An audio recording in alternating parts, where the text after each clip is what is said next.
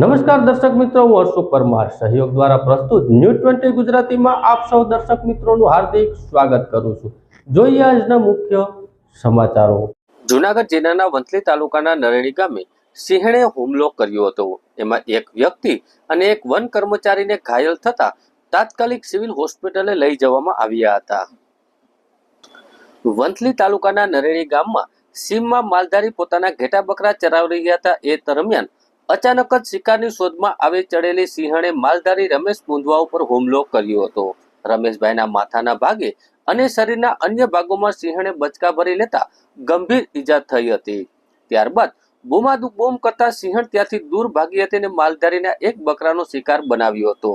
ઈજાગ્રસ્ત માલધારીને સારવાર માટે જૂનાગઢ સિવિલ હોસ્પિટલ ખાતે ખસેડવામાં આવ્યો હતો। ત્યારે આ બનાવની જાણ વન વિભાગને કરતા વન વિભાગ ઘટના સ્થળે પહોંચી ગયું હતું અને વન વિભાગ દ્વારા હુમલાખોર સિંહણને પકડવા માટેની કામગીરી હાથ ધરવામાં આવી હતી।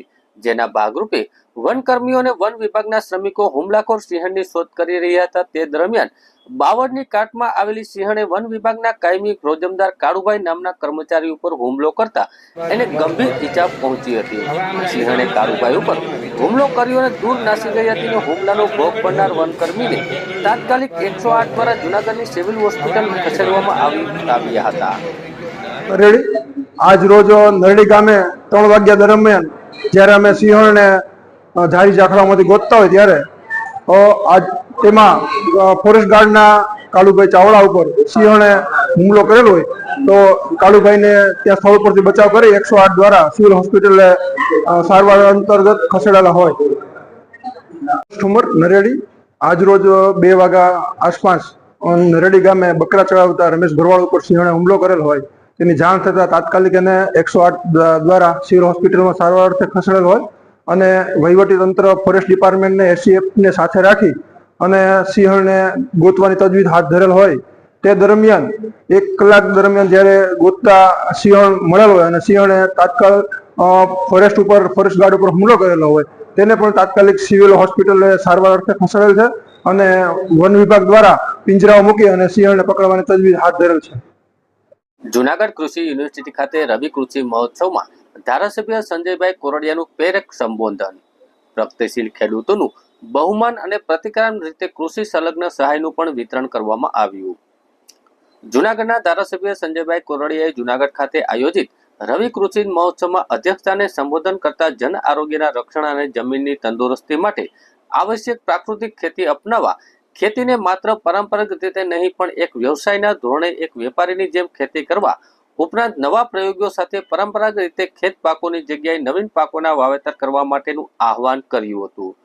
વહીવટી તંત્ર દ્વારા જૂનાગઢ કૃષિ યુનિવર્સિટીના સરદાર પટેલ સભાગૃહ ખાતે આયોજિત રવિ કૃષિ મહોત્સવમાં કૃષિ તજજ્ઞો દ્વારા સપ્ટેમ્બર ફાર્મિંગ ખેત પેદાશોના મૂલ્યવર્ધક દ્વારા ખેડૂતોને આવકમાં વધારો કરવા કૃષિ અને બાગાયતો પાકોમાં આધુનિક તાંત્રિકતા સહિતને વિગતવાર માર્ગદર્શન આપવામાં આવ્યું હતું।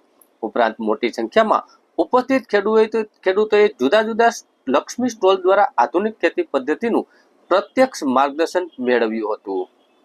ધારાસભ્યએ ખેડૂતોને પ્રાકૃતિક ખેતી અપનાવવાનો અનુરોધ કરતા કહ્યું હતું કે રાસાયણિક ખેતીનું આરોગ્ય સામે જોખમ ઊભું થાય છે, ત્યારે ખાસ આવનારી પેઢીને સ્વાસ્થ્ય અને ફળદ્રુપ જમીન આપવા માટે પણ પ્રાકૃતિક ખેતી આવશ્યક છે। આમ બાળકો માટે પણ પ્રાકૃતિક ખેતી ખૂબ આવડદાયક છે। ધારાસભ્યએ એમ પણ કહ્યું કે ખેતીની અને પશુપાલન પરસ્પર જોડાયેલો છે, જેમાં નારી શક્તિનું મહત્વનું યોગદાન રહ્યું છે। ત્યારે પ્રધાનમંત્રી મોદીએ પણ બહેનોને સતત આગળ વધવા માટે પ્રોત્સાહિત કર્યા છે। ઉપરાંત ખેડૂતોની સમૃદ્ધિને દેશમાં સમૃદ્ધ બનશે તેમ પણ તેણે અંતમાં જણાવ્યું હતું। આ પ્રસંગે જૂનાગઢ તાલુકા પંચાયતના પ્રમુખ શ્રીમતી મંજુલાબેન ઠુમણ, પ્રાંત અધિકારી ચરણસિંહ ગોહિલ, જૂનાગઢ કૃષિ યુનિવર્સિટીના સંશોધક નિયામક આરબી માદરિયા, વિસ્તરણ નિયામક એનબી જાદવ, રવિ કૃષિ મહોત્સવના નોડલ અધિકારી શ્રી એસએમ ગલોરિયા, નાયબ જિલ્લા વિકાસ અધિકારી મીરાબેન સોમપુરા સહિતના પદાધિકારીઓ ઉપસ્થિત રહ્યા હતા। રવિ કૃષિ મહોત્સવમાં કૃષિ તજજ્ઞોની સાથે પ્રગતિશીલ ખેડૂતોની હિતેશમાં દોમડિયા અને વજુભાઈ મકવાણાએ કૃષિ ક્ષેત્રે અનુભવો વ્યક્ત કર્યા હતા।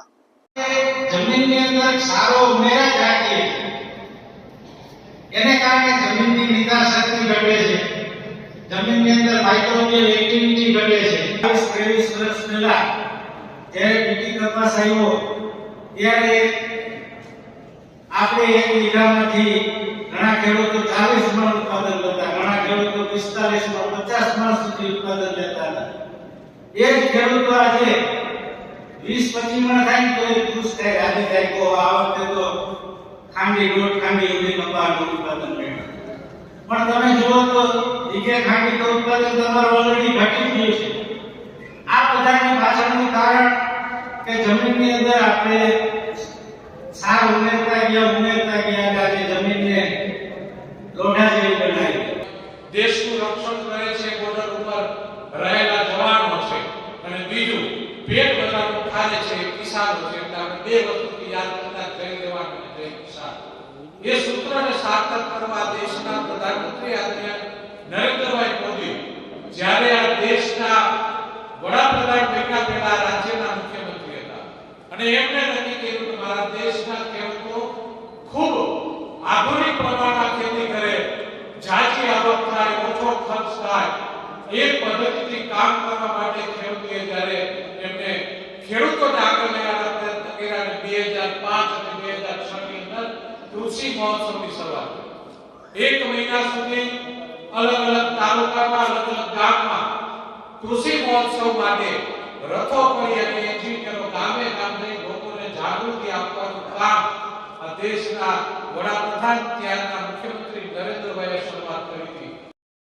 ડોક્ટર બાબા સાહેબ આંબેડકરના 69માં મહાપરિનિર્વાણ દિન નિમિત્તે જુનાગઢ શહેરના મધુરમ વિસ્તારમાં આવેલા રાજરત્ન ભવન ખાતે અજાકસ ટ્રસ્ટ દ્વારા બાબા સાહેબને શ્રદ્ધાસુમન અર્પણ કરવા માટેના કાર્યક્રમનું ભવ્ય આયોજન કરવામાં આવ્યું હતું. ડોક્ટર બાબા સાહેબ આંબેડકરના 69માં મહાપરિનિર્વાણ દિન નિમિત્તે જુનાગઢ શહેરના મધુરમ વિસ્તારમાં આવેલા રાજરત્ન ભવન ખાતે અજાકસ ટ્રસ્ટ દ્વારા બાબા સાહેબને શ્રદ્ધાસુમન અર્પણ કરવા માટેના કાર્યક્રમનું ભવ્ય આયોજન કરવામાં આવ્યું હતું. સમગ્ર જુનાગઢમાં અલગ અલગ વિસ્તારોમાંથી ખૂબ મોટી સંખ્યામાં માણસો રાજરત્ન ભવન ખાતે ઉમટી પડ્યા હતા. બાબા સાહેબના વિશાળ તૈલી ચિત્રને ફૂલહાર અને પુષ્પ અર્પણ કરી ઉપસ્થિત સૌ લોકોએ બાબા સાહેબને શ્રદ્ધાંજલિ અર્પણ કરી હતી. સમાજના પ્રબુદ્ધ લોકો દ્વારા દીપ પ્રાગટ્ય કરી બાબા સાહેબને પુષ્પાંજલિ પહેરાવી વિધિવત કાર્યક્રમની શરૂઆત કરવામાં આવી હતી. ત્યારે કરુણા મહિલા મંડળની બહેનો દ્વારા બોધ વંદના કરવામાં આવી હતી. ઉપસ્થિત તમામ લોકો દ્વારા મોબાઈલની ફ્લેશ લાઇટ ચાલુ કરીને 2 મિનિટનું મૌન પાડી શ્રદ્ધાંજલિ અપાઈ હતી. બાબા સાહેબના મહાપરિનિર્વાણ દિવસની વખતની ઓરિજિનલ વિડીયો ક્લિપ પ્રોજેક્ટર દ્વારા નિહાળી બધા ભાવ વિભોર થયા હતા. ખૂબ મોટી સંખ્યામાં માનવ મહેરામણ ઉમટી પડતા રાજરત્ન ભવનમાં લોકો બહાર ઉભા રહીને પણ કાર્યક્રમને માણ્યો હતો. ઉપસ્થિત મહાનુભાવો દ્વારા પ્રસંગોદિત ઉદ્બોધન કરવામાં આવ્યું હતું. ત્યારે મગનભાઈ સોંદરવા, સંસ્થાના પ્રમુખ મધુકરભાઈ વાઢેર, વનરાજભાઈ ચક્રવર્તી, કવિ નિલેશ કાથડ, કવિ તેમજ નરેન્દ્ર વેગડા વગેરે પ્રાસંગિક પ્રવચન આપ્યા હતા. સમગ્ર કાર્યક્રમનું સુંદર સંચાલન ચંદ્રસિંહ ધાંધલ દ્વારા કરવામાં આવ્યું હતું.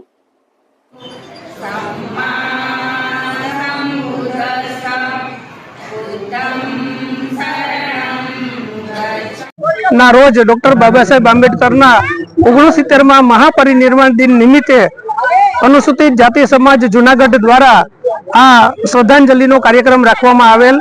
આ મહાપરિનિર્વાણ દિન નિમિત્તે ડોક્ટર બાબા સાહેબ આંબેડકર જે 1956માં પરિનિર્વાણ પામ્યા તે સમયની તેમની ઓરિજિનલ ક્લિપ હજારોની સંખ્યામાં ભાઈઓ બહેનો અને બાળકોએ નિહાળી અને બધા ભાઈ વિભોર થયા. ડોક્ટર બાબા સાહેબ આંબેડકર એ માત્ર ભારત રત્ન નહીં પણ વિશ્વ વિભૂતિ છે અને વિશ્વના તમામ દેશો ડોક્ટર બાબા સાહેબ આંબેડકરની જન્મજયંતિ અને તેમનું મહાપરિનિર્વાણ દિવસ એ બંને કાર્યક્રમ ઉજવે છે. કોલંબિયા યુનિવર્સિટીએ તો doctor Baba Saheb આંબેડકરને the symbol of knowledge તરીકે પણ બિરદાવ્યા છે.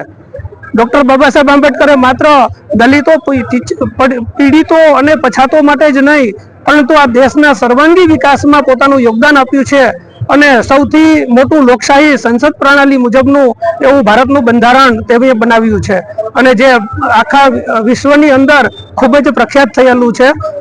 આ ભારતનું બંધારણ બનાવ્યું એ એમની લાયકાત અને એમની કુનેહને કારણે એમને બનાવ્યું છે અને એમણે એ બંધારણની સાથે જે કરોડો દલિતો, શોષિતો, પીડિતો, ઓબીસી, એસસી, એસટી ને બંધારણની કલમથી એવી લકીર સ્થાપી દીધી કે તેમને સમાનતાની તક ઊભી થઈ અને આજે આપણે જોઈએ છીએ કે ફક્ત રાષ્ટ્રની અંદર જ નહીં પણ વિશ્વની અંદર તમામ એસસી એસટી અને ઓબીસી પોતાની જે પરફોર્મન્સને આધારે દેશ સેવા કરી રહ્યા છે, સમાજ સેવા કરી રહ્યા છે અને પોતે સાંપ્રત સમાજની સાથે અત્યારે કદમથી કદમ મિલાવી રહ્યા છે. આ તકે આપ સર્વને ડોક્ટર બાબા સાહેબ આંબેડકરના ચરણોમાં આપ સર્વ વતી શ્રદ્ધાસુમન અર્પણ કરીએ છીએ. જય ભીમ, નમો બુદ્ધાય, જય ભારત. જૂનાગઢ જિલ્લા ખાતે જાહેર જનતાની સરળતા ખાતર સરકારશ્રી દ્વારા નવા ઉભા કરેલા ડિવિઝન પૈકી જૂનાગઢ ગ્રામ્ય ડિવિઝન તથા વિસાવદર ડિવિઝન કચેરી કાર્યરત કરતી જૂનાગઢ જિલ્લા પોલીસ. ગુજરાત સરકારથી દ્વારા ગુજરાત રાજ્યમાં દરેક જિલ્લા ખાતે લોકોની વધતી વસ્તીને ધ્યાને લઈ જૂના માળખામાં ફેરફાર કરી રાજ્ય સરકાર દ્વારા ગુજરાતના જિલ્લાઓ ખાતે આવેલી નાયબ પોલીસ અધિક્ષકની કચેરીનું વિસ્તરણ કરી લોકો પોતાની વાત પોલીસ સુધી પહોંચાડી શકે તેમજ પોલીસ વિભાગ પણ ઝડપથીભેર લોકોના પ્રશ્નો ઉકેલી શકે અને જાહેર લોકોની સુખાકારી, શાંતિ અને સરળતામાં વધારો કરી શકાય તે માટે જૂનાગઢ રેન્જના પોલીસ મહાનિરીક્ષક નિલેશ જાંજવાડિયા સાહેબ તથા પોલીસ અધિક્ષક હર્ષદ મહેતા સાહેબના અધ્યક્ષસ્થાને જૂનાગઢ ગ્રામ્ય ડિવિઝન તથા વિસાવદર ડિવિઝન કચેરીને કાર્યરત કરવામાં આવેલી હતી.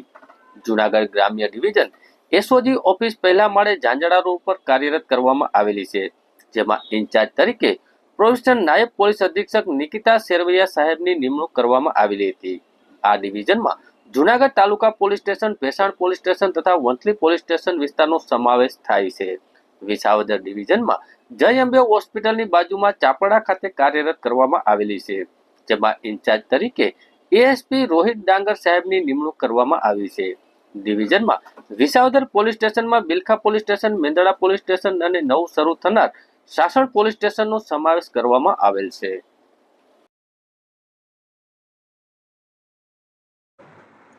આપ સૌ જાણો છો એમ આજે જુનાગઢ ગ્રામ્ય નવા ડિવિઝનની આપણે શરૂઆત કરી રહ્યા છીએ. સાથે સાથે વિસાવદર નવા ડિવિઝનની પણ આપણે આજરોજ શરૂઆત કરી રહ્યા છીએ.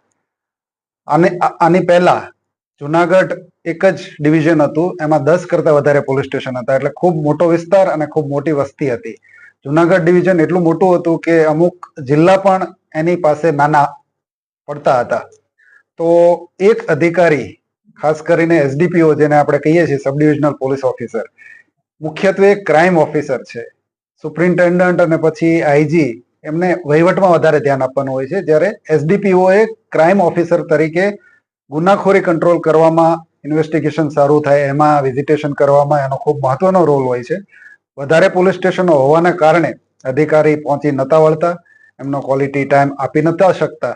ગુજરાત સરકાર દ્વારા જુનાગઢ જિલ્લા ખાતે 2 નવા ડિવિઝનો મંજૂર થતા આ બંને ડિવિઝનો કાર્યરત કરવામાં આવી ગયેલ છે. બંને ડિવિઝનની જગ્યાઓ પણ સારી જગ્યા શોધી અને એમને ફાળવી દેવામાં આવી છે. નવું ફર્નિચર ખરીદી અને ઓફિસોમાં મૂકી દેવામાં આવેલ છે. આજનો હેતુ એટલો જ છે કે જાહેર જનતા, વધુમાં વધુ જાહેર જનતાને આ બાબતની જાણકારી મળે.